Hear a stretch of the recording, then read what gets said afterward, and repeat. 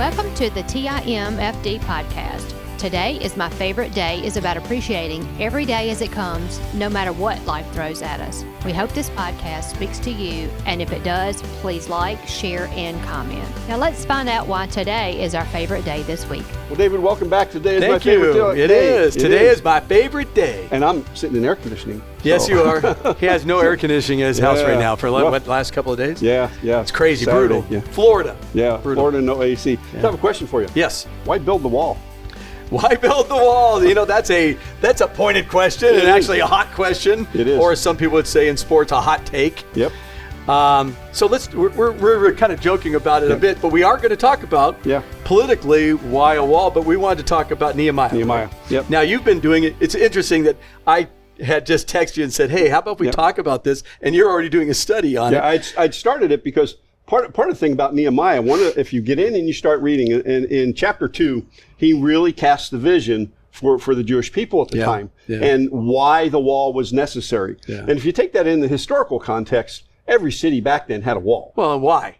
Hey, you got to keep your enemies out. You got to protect them. You got to protect yourself. It's like, we have 4 walls on a house. We keep everybody else out, or right? a fence around your house. around the house or whatever. Simple protection. Yes, exactly. Okay, yeah. and in chapter 1, he saw the problem. Right. So for us, we see a problem. Mm-hmm. He then prayed about it. Yeah, a lot of prayer. He prayed hard. So prayer, gigantic thing, right? Mm-hmm.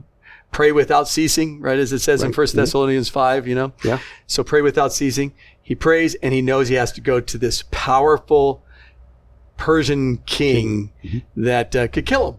Right. Yeah, the king had no reason to even listen to him about building a wall around a city that was a problem in the past. Yeah, yes, exactly. But through prayer, through I'm sure a lot of fasting and acting on what God told him to do, he was in favor with the king. Well, and remember Persia, there was some favor for the Israelite people because Persia came wiped out. They wiped out Babylon. Yeah. And that was predicted 70 years after they took out the southern kingdom that Babylon was going to be wiped out. Right. I thought that was interesting how God took care of that. Mm-hmm. And now you have this you had a emperor prior to this going on, and then a new emperor, and he went back to the notes of the old emperor and saw what he wrote, about this city and these people and their God, about what happened with that. I thought that was interesting. Promises. Yes, there was promises made, and so he had the honor and the integrity to keep the promises, and to move forward with them. I thought that was neat. Yeah, it is neat, the way it all works out. And if we had leaders today that would go back and look at the promises that they made before they got in office, or that their predecessors made to go forward, then maybe we'd have a little more integrity in politics. Yeah. As we always say, we're not voting in angels. No. We're not voting in priests or pastors, and even though priests and pastors are sinful people, we're not voting in people with high integrity and high morals. They're politicians. We're hiring people. That's what we're doing. When we vote people, we're hiring them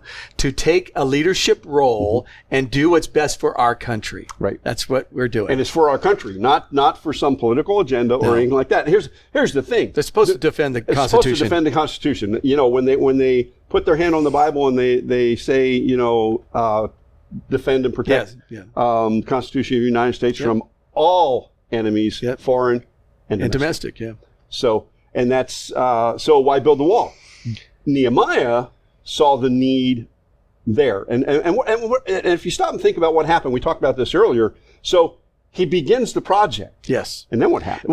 Well, the king supplied all the stuff. That's the wild part. So this king, it was supplied for them to do it, but when they started building, they started getting opposition. Yes. Yep.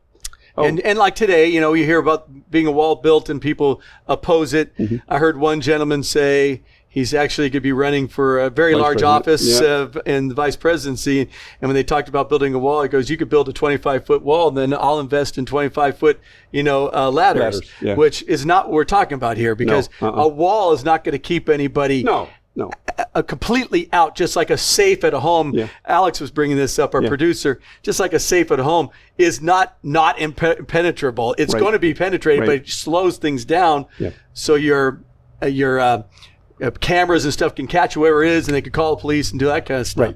Right. Or as he put it, if you and Alex brought another analogy, which I thought was kind of good, which was you're in a car. The bags aren't there to save you. The airbags, they're to save you with the seatbelt. The seatbelt. So when we talk about wall, and let's just be reasonable and say you need to put a wall up, but then you need to have patrols that are on those walls near this so they could see, okay, they're getting slowed down, and then do a way of bringing people in legally. So they go through the legal, everybody goes through the legal process, which we already have. Right. Just a lot of people are breaking it. They're breaking the law. I mean, you know. And doing it legally, doing it right. That's what we should be doing anyway as Christians. Right. We should be supporting legal immigration. Correct. And oh yeah, definitely. Yeah. And be there for those who are coming in. Yeah. You know, be a support them. But when you have a bunch of illegal people all over the place coming in this place and you don't know who you got coming in, they're breaking the law, and we're supposed to be codependent and people please them. No, that's not what we need to do. So what happened? Nehemiah had this opposition, and he saw that these guys were going to get violent. Oh yeah. Yeah. Remember that? Oh yeah. Yeah. Because he had to figure out how to arm his people. Yes. And there we go. There's another thing. Yep. He armed his people to watch what was going on, to protect people who were building, and then they'd rotate. Yes. And so there was arms. Now, they didn't have guns and all that stuff back then, but they had the arms that they had at that time to protect what was being built, the builders, the people doing the things, and the people, you know, so the people were protecting each other. That's what they were doing. Well, yeah. And they were given those arms to do that. Right. The enemies wanted to come in at night and knock down what they'd done during the day. Correct. And so it would have really set things back. But the insight and then the prayer that was involved in setting it up in the right manner, because it wasn't willy-nilly. I mean, he had a very great vision. He had a great vision. And he was able to let the people see his vision. Yes. They were able to grab hold of that and make it real for themselves. Into it. Yeah. And then they became a part of the vision in putting that together. Yeah. So before we go any further, prayer is gigantic, as we talked about. And I'd like to read just a little part here where these guys were really getting upset in Nehemiah 4. And they were getting very angry. So they ended up, these people are going against Nehemiah and the people building the wall around Jerusalem. It says in verse 8, chapter 4, they all plotted together to come and fight against Jerusalem and stir up trouble against it. So they were ready to do some trouble, cause trouble. But we prayed, it says, Nehemiah says, we prayed to our God and posted a guard day and night to meet the threat. So they weren't just praying. No, it wasn't just prayer. It was, I have a responsibility. The mind of man plans his ways. The Lord directs his steps. He was looking for God's direction, knowing that part of his responsibility was to protect the people who were building this. Yes. So that was the other part of this story, right? Yeah. And so let's look at today. So, because you and I were kind of talking about this too, about what do we look at when we look at today? You talked about vision. How important is it for a presidential candidate or a school board candidate to have a vision and be very clear and honest about that vision?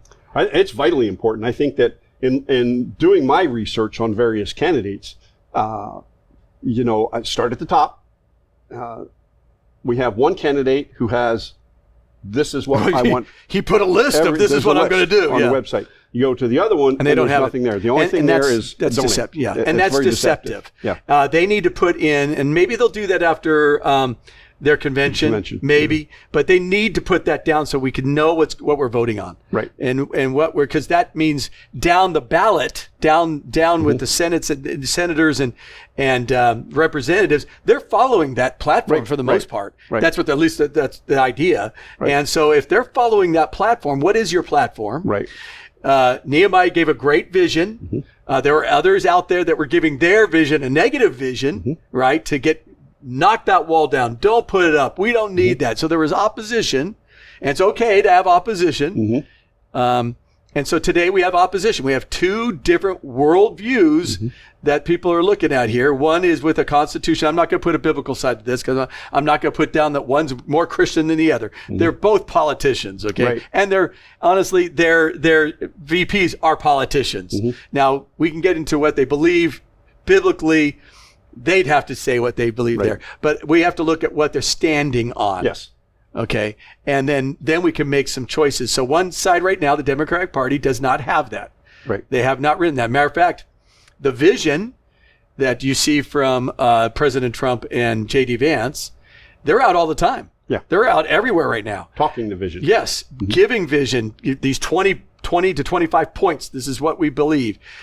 And we're not getting that. Matter of fact, this particular person running for president, Kamala Harris, Vice President Kamala Harris, has put none of the vision out, and actually has changed a lot of her views to try to get to the center. So she's not being real with herself. Right. She's not being real with people. We know where she's at, knows where she stands on social issues, especially, which are anti-biblical. Right. Well, and the thing that you have to look at is, so what's happening right now is there's a personality.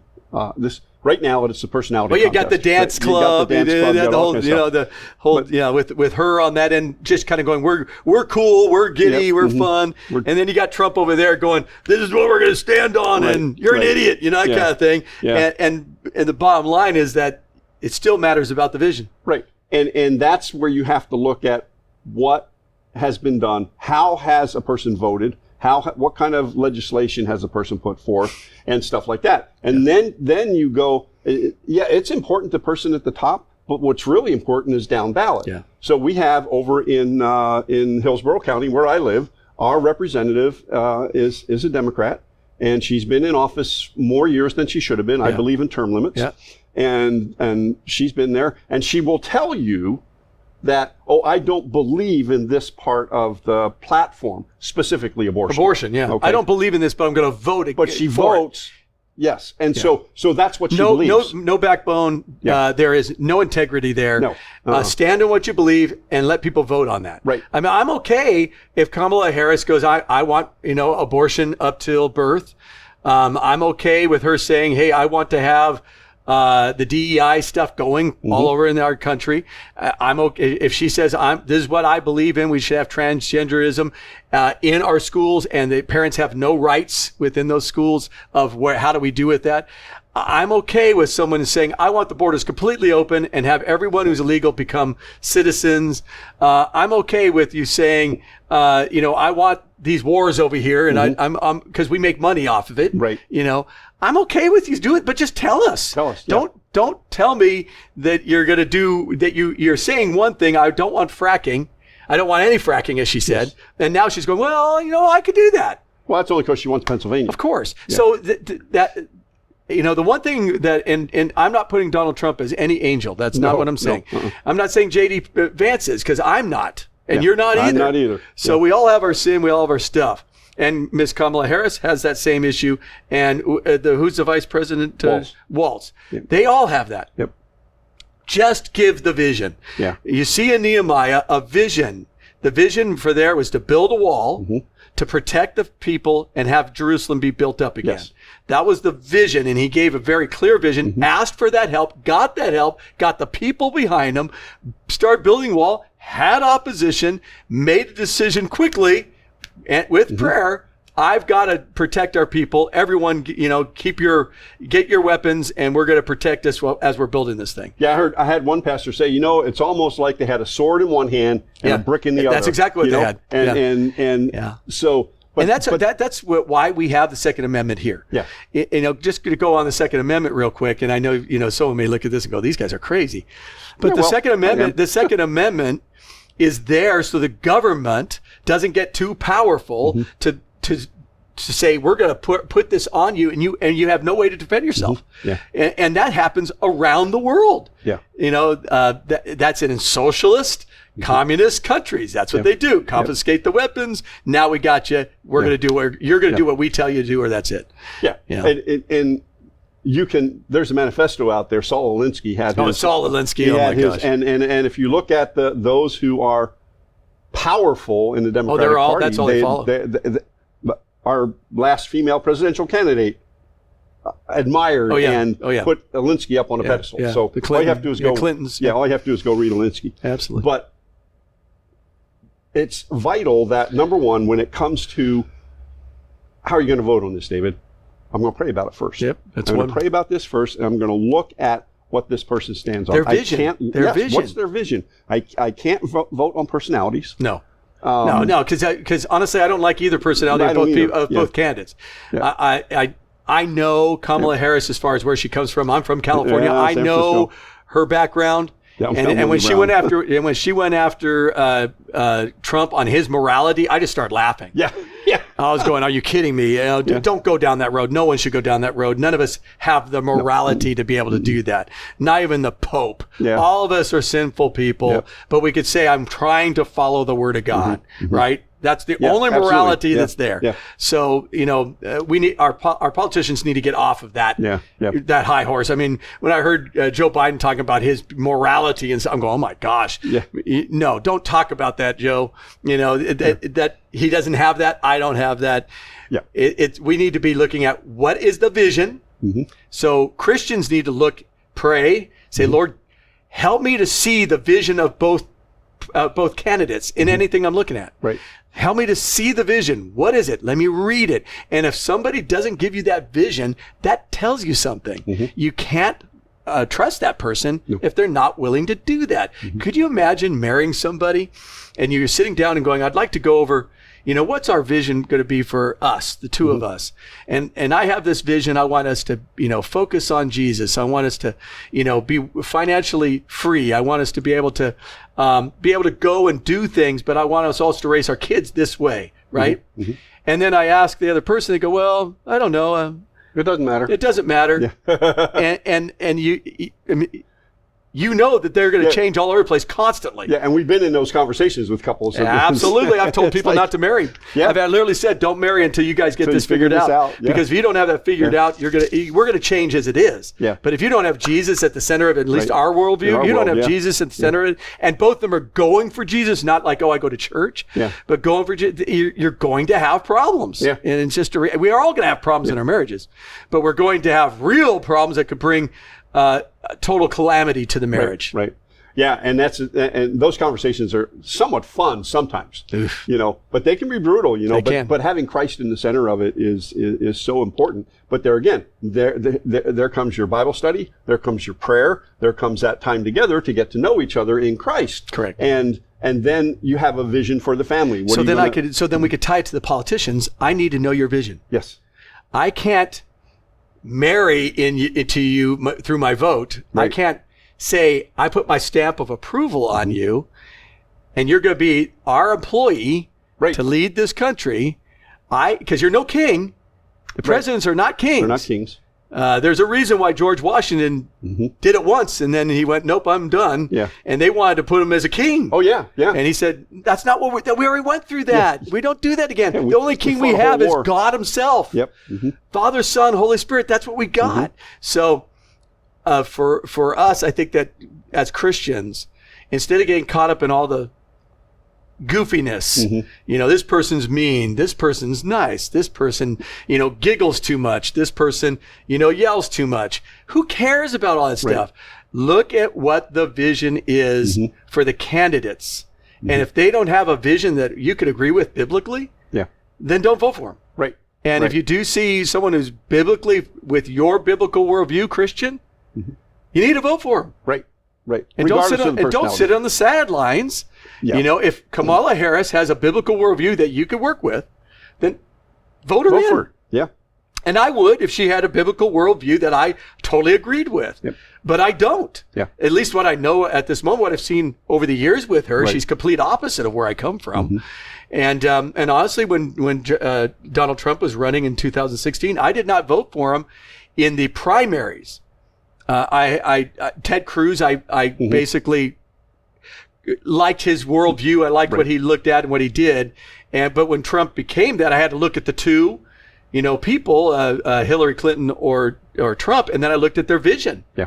I didn't care if she wore, pants and he yelled a lot. I just didn't care. Right. I cared about what did they stand on. Right. And what I saw was one is not, in my biblical worldview, close. Right. The other one wasn't either.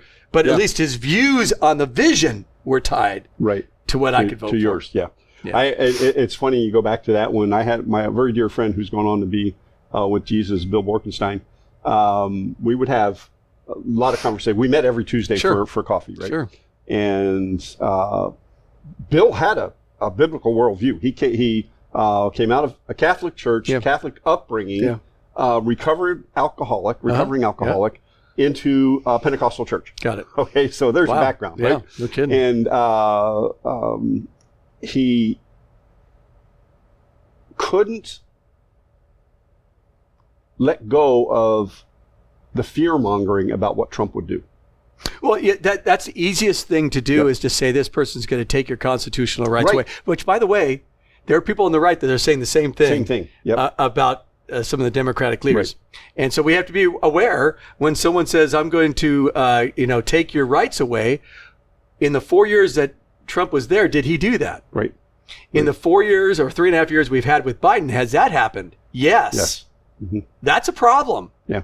So there's a lot of gaslighting happening right now. There is. And if there's gaslighting going on the Trump side towards her, don't listen to it. Right. If there's gaslighting coming from the Democratic side to the Republican side, don't listen to the gaslighting. Look at what they have said and what they stand on and what's their vision. Yep. We got to get out of the way of our emotions and focus on vision. Nehemiah was a man of vision. He was. God gave him that vision. He went and got help from the most powerful man in the world at that time to go build a wall of a city that was a problem to this king long ago, or this nation long ago. Yeah. And he trusted him to say he is not going to do what they did before, which they didn't. Yeah. And he was able to build the wall, but he had to do it with strength. And he had to say, you come over here, we've got the weapons to stop you, and we're going to keep building this wall. And we're going to keep doing this, and we're going to protect our people. Because it's important that we protect our people. Absolutely. And right now we need politicians that say we're going to protect the people of the United States. Yes. Doesn't matter what color, what background, what religion, it matters. Are you going to protect? Are you the President of the United States who says you're going to protect us as citizens from those enemies outside and within? Yes, absolutely. And so we got to look at that. We got to say, what are we going to do there? So Nehemiah was a man of prayer, as you said.